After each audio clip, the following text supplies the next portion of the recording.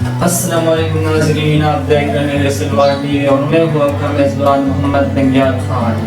آج میں آپ سے ایک انتہائی اہم موضوع پر بات کرنے جا رہا ہوں، جس کے بارے میں مختلف لوگوں کے مختلف قسم کے نظریات ہیں۔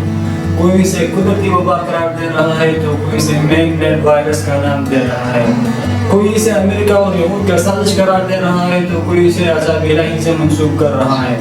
جی ہاں، ہم بات کر رہے ہیں کرونا وائرس کی۔ کرونا وائرس کے بارے میں تو عام طور پر بہت سے نظریات موجود ہیں، لیکن ہم آج آپ وہ باتیں بتائیں گے جس کے بارے میں ہم نے ریسرچ کی، ہماری جہاں تک اسٹڈی ہے ہم وہ آپ سے شیئر کریں گے۔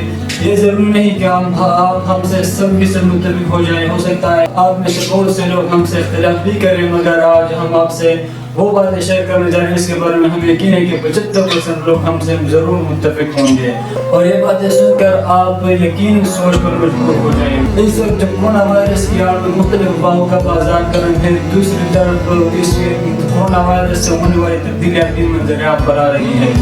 خاص طور پر امریکہ کے بارے میں جو مختلف شبہات پائے جاتے ہیں، آج ہم آپ سے وہ شیئر کریں گے۔ امریکی صدر ٹرمپ کا کہنا ہے کہ اس کرونا وائرس کی وبا سے امریکہ میں 1 سے 2 لاکھ تک افراد مارے جا سکتے ہیں۔ اب تک تقریباً 2500 لوگ ہلاک ہو چکے ہیں، جبکہ حقائق کو میڈیا سے چھپایا جا رہا ہے۔ جبکہ کچھ آزاد صحافیوں کا کہنا ہے کہ ٹرمپ پوری دنیا کے سامنے جھوٹ بول رہا ہے، ابھی تک کوئی ایک بھی ڈیڈ باڈی نہیں دکھائی گئی۔ خفیہ اطلاع کے مطابق دنیا کو کنٹرول کرنے کے لیے 5G نیٹ ورکس پھیلائے جا رہے ہیں۔ فیس ریکگنیشن چہروں کو شناخت کرنے والے کیمروں کو تعینات کیا جا رہا ہے، جس کا ڈیٹا سینٹر اسرائیل کے ساتھ منسلک کیا جا رہا ہے۔ آخر اب تک امریکہ میں کرونا وائرس سے ہلاک ہونے والے افراد کی ڈیڈ باڈی کو میڈیا کے سامنے کیوں نہیں لایا گیا؟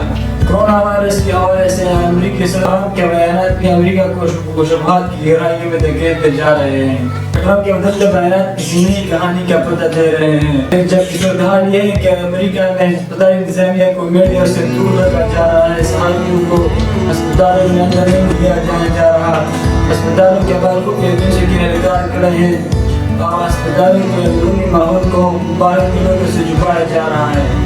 خود امریکہ سے انسان نے بھی ٹرمپ کے الزامات کا بانڈا کھولتے ہوئے کہا کہ یہ وائرس وہاں کے بڑوں سے نہیں پھیلا بلکہ کہیں اور سے لایا گیا ہے۔ آج یہ معاملات کس طرف جا رہے ہیں؟ کیا چین کے بڑھتے قدموں کو روکنے کے لیے اب سعودیات کے دین کو نشانہ بنایا جا رہا ہے؟ یہ غلط فہمیاں دور ہونی چاہیے۔ یہ وائرس وہاں کی سی بورڈ مارکیٹ سے پھیلا تھا، اور آج امریکی سائنسدان بھی خود اس کے اعتراف کرتے نظر آ رہے ہیں، اور یہ ٹرمپ کی اس دعوے کی نتیجے کہ جس میں اس نے اس وائرس کو چینی وائرس کا نام دیا تھا۔